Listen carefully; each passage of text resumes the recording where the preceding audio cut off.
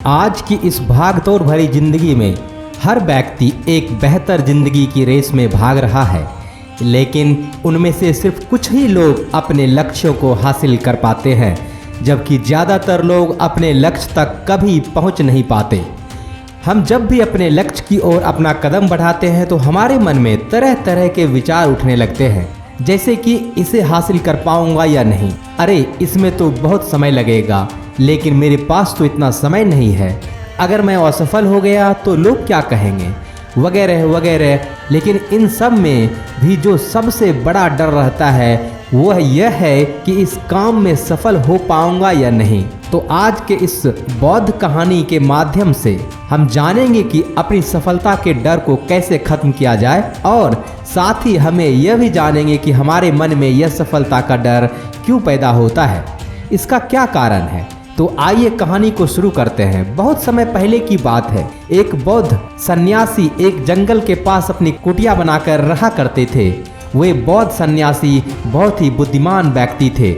जो भी उसके पास अपनी समस्या लेकर आता वो बड़ी बुद्धिमानी से उसकी समस्या का समाधान निकाल देते। वे एक दिन वहीं कहीं आसपास एक गांव में भिक्षाटन के लिए गए।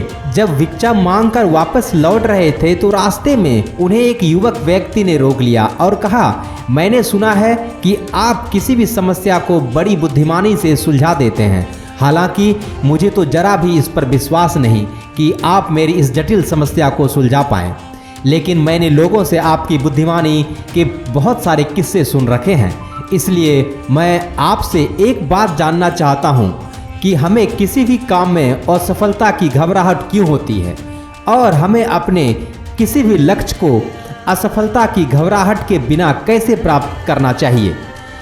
युवा व्यक्ति का यह प्रश्न सुन बौद्ध सन्यासी मुस्कुराए और बोले, मैं तुम्हारे इस प्रश्न का उत्तर जरूर दूंगा और उसके बाद से तुम्हारी सारी घबराहट खत्म हो जाएगी, लेकिन उससे पहले तुम्हें मेरे साथ मेरे कुटिया तक चलना होगा।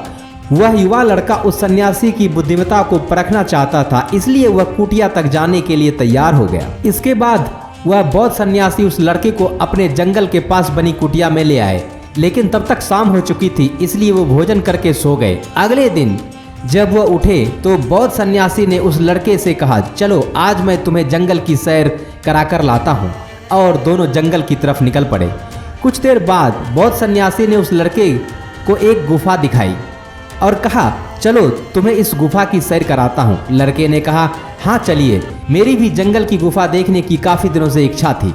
इसके बाद वे दोनों गुफा के अंदर चले गए। गुफा के अंदर काफ़ी अंधेरा था, लेकिन थोड़ी देर बाद बौद्ध सन्यासी चुपके से गुफा से बाहर निकल आए और उस गुफा के द्वार को बाहर से बंद कर दिया। उस लड़के ने गुफा के भीतर से बहुत आवाज़ दी कि मुनिवर कहाँ हैं आप, कहाँ चले गए, मुझे जवाब क्यों नहीं दे रहे। लेकिन बहुत देर तक जब कोई जवाब नहीं मिला तो वह घबरा गया और घबरा कर गुफा के द्वार की तरफ भागा। जैसे ही वह गुफा के प्रवेश द्वार पर पहुंचा वह हैरान रह गया, क्योंकि यहाँ तो किसी ने गुफा के बाहर के द्वार को बंद कर दिया था। अब वो बाहर कैसे निकलेगा। अब वह अकेले उस अंधेरी गुफा में काफ़ी भयभीत और परेशान हो गया। वह सोचने लगा कि कहीं कहीं उस सन्यासी ने मुझे मारने की योजना तो नहीं बनाई। अब वह गुफा में इधर उधर घूमकर बाहर निकलने का रास्ता ढूंढने लगा। वह गुफा में काफ़ी देर तक इधर उधर भटकता रहा, लेकिन उसे बाहर निकलने का कोई रास्ता नहीं मिला।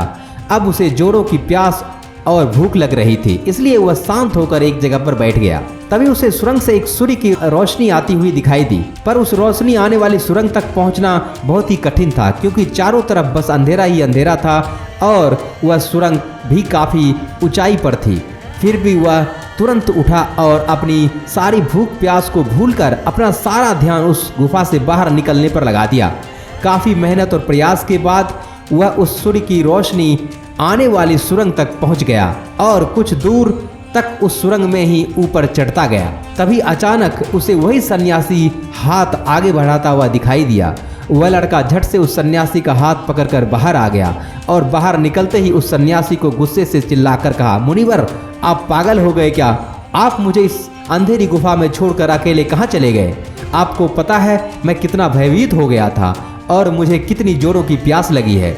उस सन्यासी ने मुस्कुराते हुए उसे पानी दिया और कहा, अब मेरी बातों को ध्यान से सुनना। तुम इस गुफा के बाहर सिर्फ 2 कारणों की वजह से निकल पाए, जिसने तुम्हें इस गुफा से बाहर निकलने के लिए मजबूर किया। पहला कारण क्योंकि तुम्हें जोरों की प्यास और भूख लगी थी। दूसरा कारण, तुम्हें वहां घुटन महसूस हो रही थी क्योंकि तुम्हें मित्रों और परिवार वालों के साथ रहने की आदत पड़ चुकी है। अब मैं तुम्हें दो मुख्य कारण बताता हूं जिसकी वजह से तुम इस गुफा से बाहर निकल पाए। पहला कारण, क्योंकि तुम्हारे साथ वहां यह कहने के लिए कोई लोग नहीं थे कि इतने अंधेरे में इतनी ऊंचाई पर तुम उस सुरंग तक कैसे पहुंच पाओगे, ये तो असंभव है।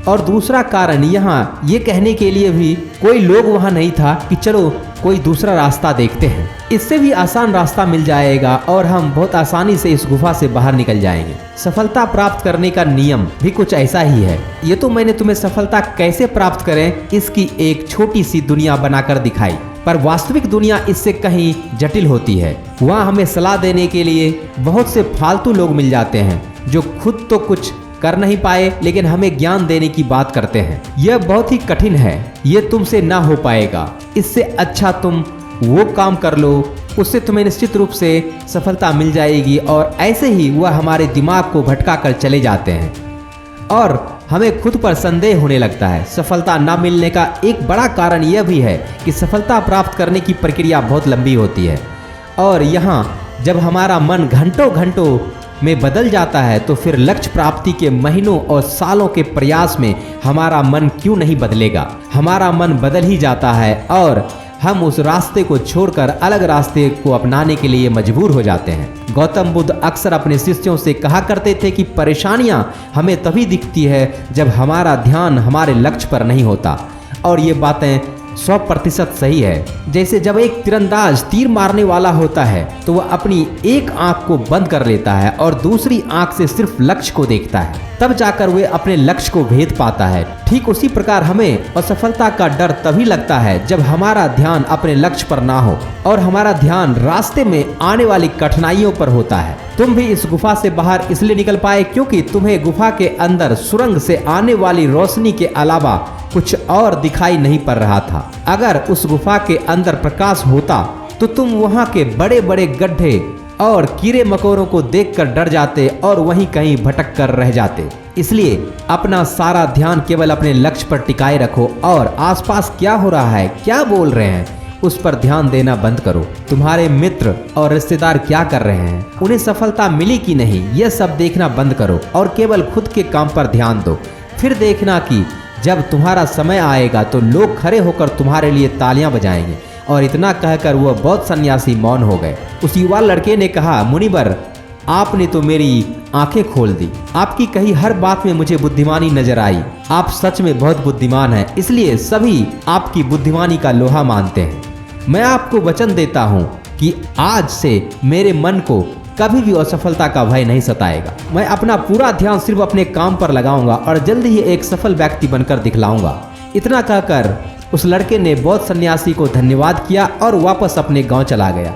दोस्तों, इस प्रस्तुति में बस इतना ही। आशा करता हूं कि आपको यह कहानी से कुछ सीख मिली होगी। धन्यवाद।